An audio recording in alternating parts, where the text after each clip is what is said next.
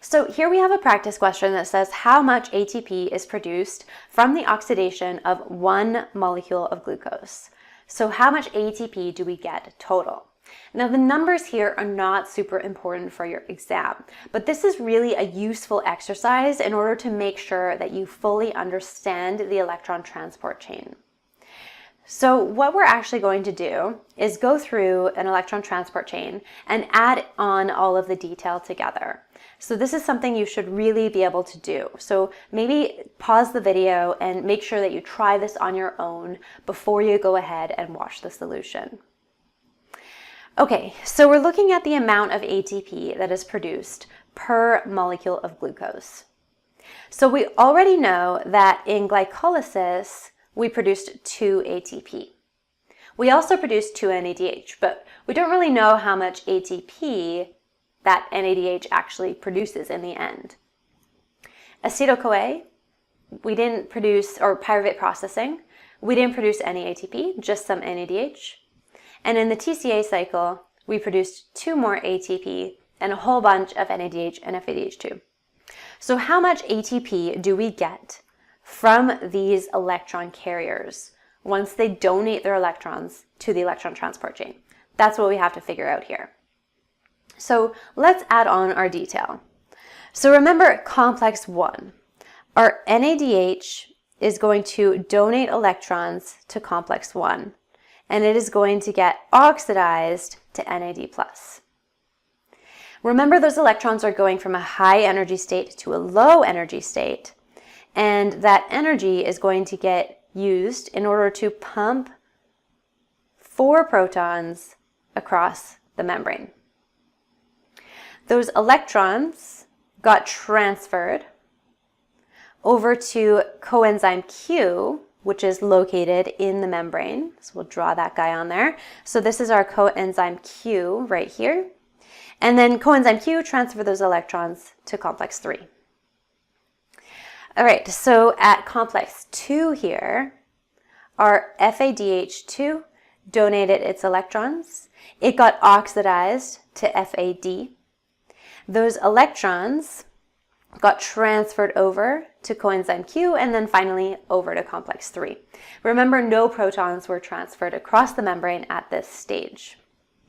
So these electrons, which are now over here at complex 3, get transferred over to another electron carrier located in the membrane, and this one is called cytochrome C. So we'll draw cytochrome C on there. Cytochrome C is going to transfer these guys over to complex 4.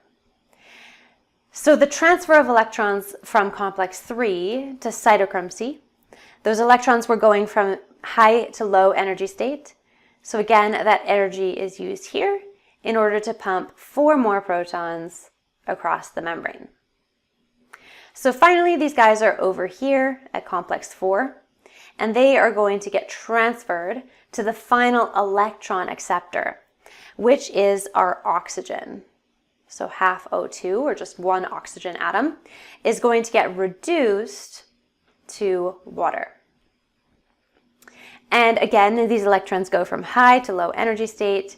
Protons can be transferred. In this case, 2 protons get transferred across the membrane. So now these guys, this electrochemical gradient, this high concentration of protons on the outside, these guys are going to flow through our ATP synthase right here. And in that process, the energy is going to be used in order to convert ADP into ATP by oxidative phosphorylation. Okay, so we drew on all that detail, and what we really need to figure out is how many ATP, so how much ATP do we get for every NADH that donates electrons and for every FADH2. So first of all, let's just look at how many protons are being pumped for each one of these guys. So for NADH, for every 1 NADH, you can see that we get 10 protons transferred across the membrane. 4 from complex 1, 4 from complex 3, and 2 from complex 4. For FADH2, this guy donates electrons to complex 2, and so that means that only 6 protons get transported across the membrane for every FADH2. Okay, so we know how many protons are pumped. So now what we need to know is how many protons are needed to produce 1 ATP. And I'm just going to tell you guys the answer to that. You actually need 4.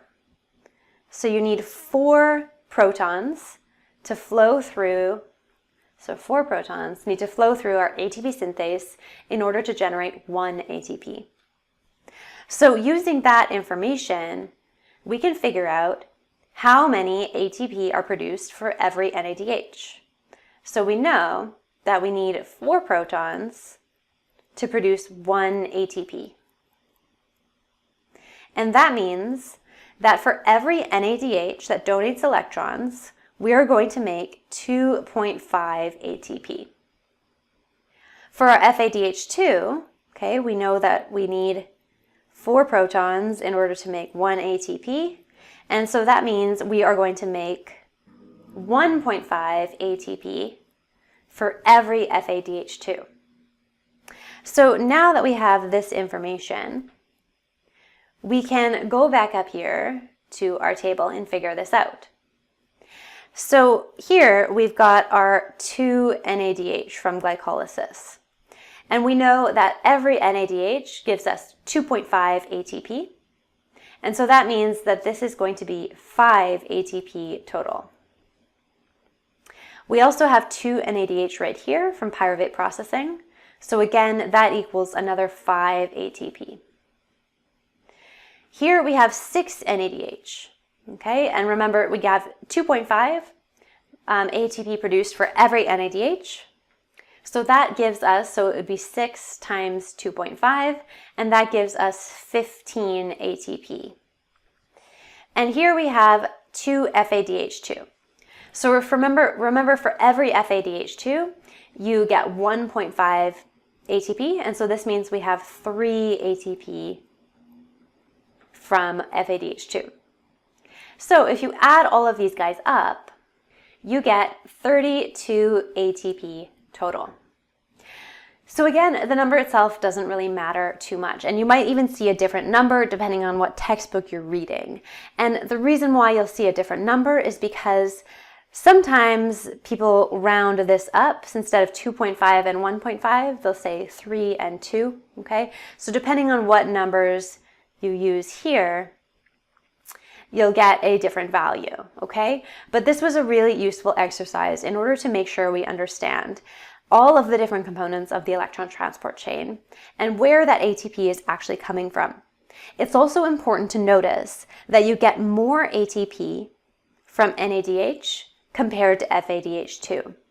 And that's because for NADH, you pump more protons across the membrane because you're pumping protons at complex 1.